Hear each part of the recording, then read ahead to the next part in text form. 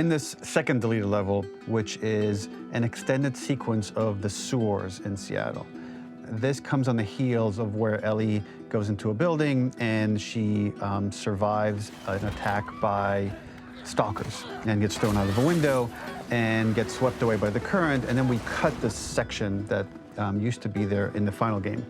Now you will get to play it. So this was a way to get a bit more interesting puzzles, interesting traversal, figure out how Ellie can navigate the sewers with the fighting current. Ultimately, with a lot of these levels and these sequences, the reason why we cut them more for pacing purposes. But here it is for you in this very kind of raw form that part of it will feel finished, parts of it will feel like assets are missing as far as audio, animation won't be final. But it's a glimpse into what a game looks like when it's months away from finishing. Enjoy.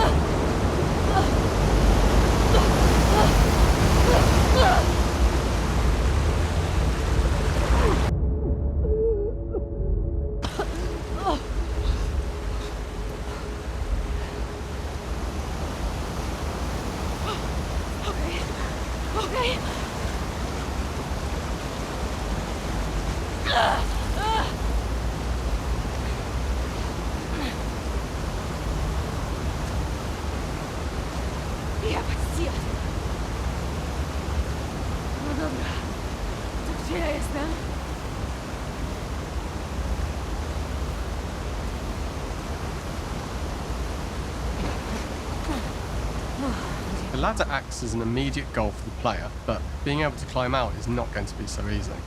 To keep levels interesting and engaging, we alternate between positive and negative values the player experiences. Here, it's a positive to have found a ladder, but then a negative to discover it's not the solution. But then another positive to identify the next short-term goal of the doorway.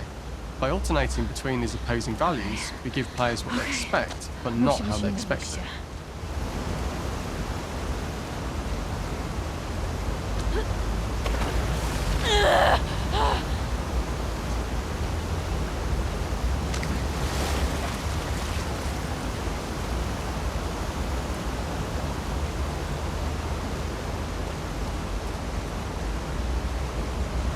This level, internally known as Find Nora, was quite long in duration as we had to make Ellie traverse far distance to the opposite side of downtown Seattle. The sewer section was originally longer than what we released the game with, approximately 10 minutes more. This was one of the few areas of the game that used water flow as part of a traversal puzzle. The player has to go upstream to use the current to get to the platform to reach the other side.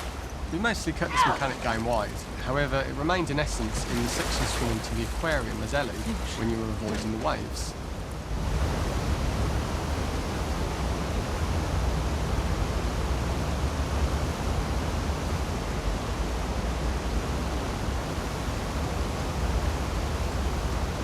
When players reach the doorway and enter into the room, they are faced with a dead end. The real reason for this dead-end room is that on the reversal when exiting back out of the doorway, players are faced with the route onwards. A pipe that they'd not been able to see when they were swept past it on the way in, and something that was hidden from view when on the side platforms. The intention here being that the only option is to go off the standard path in order to search for a way out.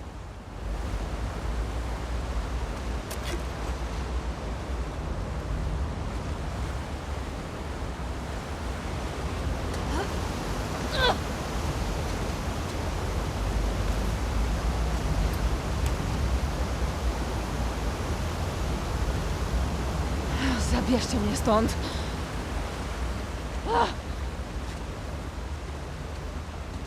Throughout the rest of the level, we also used light to indicate to the player that they were heading in the right direction. At each turn, however, we blocked the direct route forward. players would know that they just have to keep finding alternative paths, promoting those feelings of being desperate and trapped. We slowly introduced the player to consider climbing into smaller pipes and crouching in these tight spaces. This is to slowly build up to, and encourage, the player to climb into such a small pipe that they'd have to be crawling on their stomach, which is something that the player previously may not have recognised as a playable space, W górę i do let wyjścia. alone the desired route they need to take. We added a tiny space just to reward the player's exploration with a pickup item, and we made sure it was something that made sense that you'd find in this area. A canister and all the garbage that had been washed into the sewers from the surface.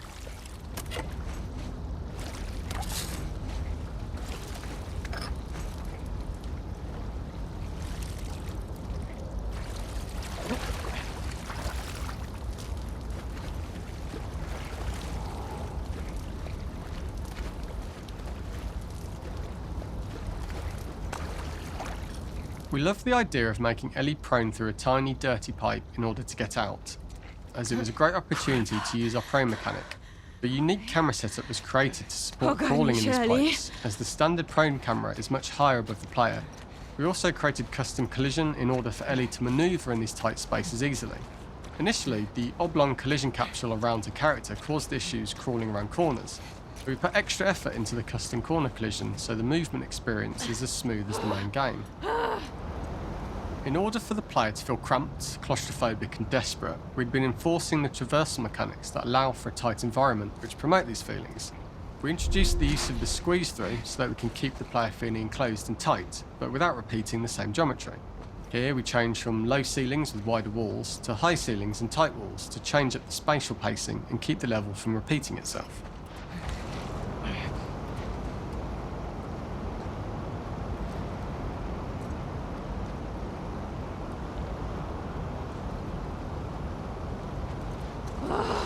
Pierdol się, kosmosie.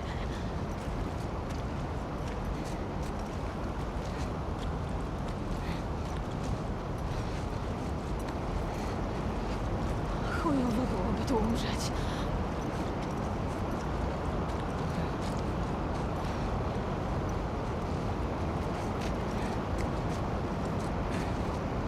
Originally, we had the waterline much higher here, so players had to swim through this tight tunnel. However, from watching user test feedback, it was occasionally causing people to discount the route entirely and turn back on themselves. So to avoid any risk of this happening in the final game, we present a lower water level so the tunnel is easy to see and commit to using. Although this isn't as impactful without the prone swim, it's the better decision as it means a smooth experience for the player with no backtracking frustration. Kurwa, serio? We draw the player towards this pipe as it's seemingly the route out of the tight space. Fairly soon it is obvious that this path is blocked. If the player goes all the way up to the bars that block the path, they are rewarded with a pickup so this journey doesn't feel wasted. It was important to encourage the player to try to progress along this path so that they would subtly be thinking of progress in this direction. We hint to the player that there is a bigger, new space beyond this pipe by showing the player the waterfall.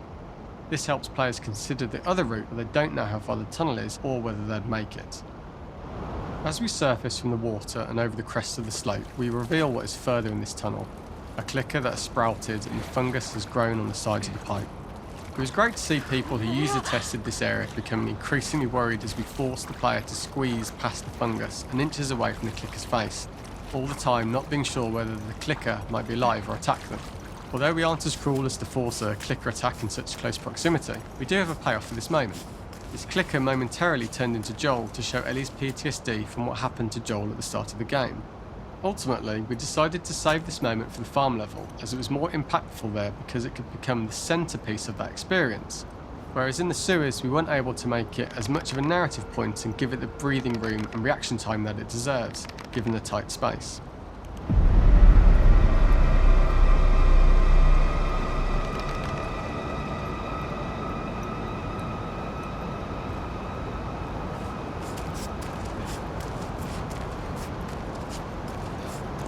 O, w dupę!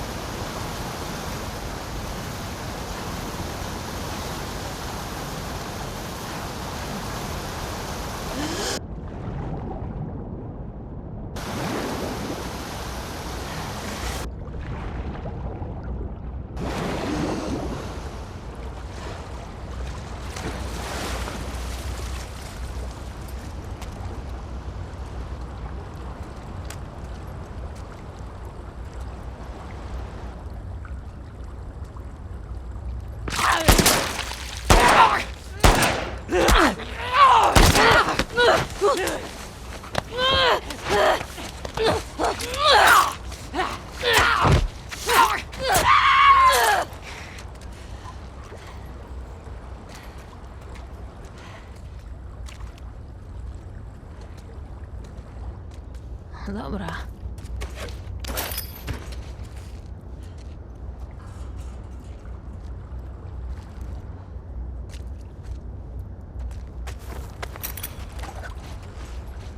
This is the first time we get to see stalkers that are embedded into the walls. So this optional room is a nice little early extra that the player gets if they explore. We also use the pickups to lure players over to be close enough to trigger the stalker's attack. And this caused quite a few jump scares with user testers who played our game before its release.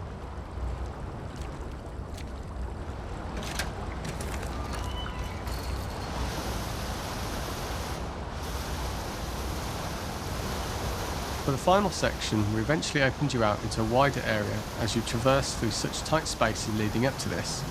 So changing the environmental pacing makes it begin to feel like we're coming to the end of Ellie's ordeal. An earlier iteration used the current that was shown at the start for a slightly tougher traversal puzzle to conclude the sewers. The ladder was clearly visible from most of the area, but the player was faced with a fast-flowing torrent of water they couldn't cross. If the player attempted to jump into the water, they were not able to swim across the ladder due to the water's speed. But instead they had to traverse the pipe running along the top of the space in order to get across the water.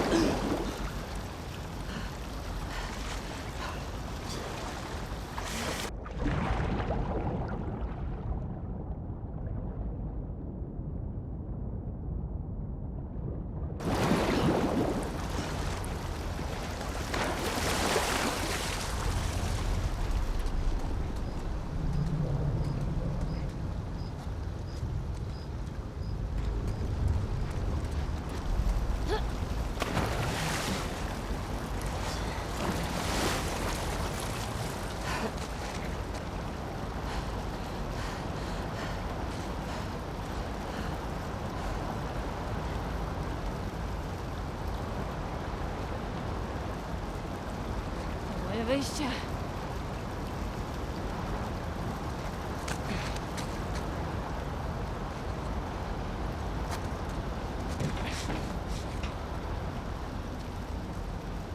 Using this pipe was retained in the iteration we shipped with, as it's the last of the extreme methods Ellie has to undergo in order to escape the sewers, and what she will go through in her pursuit of revenge.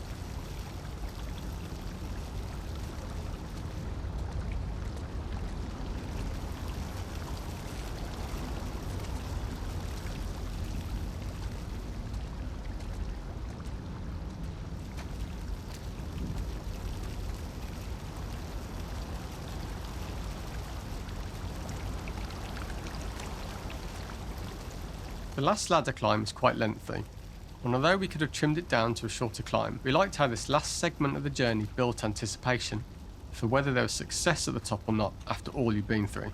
Ultimately, the ladder exits out into the subway station, which is how it connects in the final game. Ellie then has to find her way to the hospital from here, crossing paths with the scars for the first time.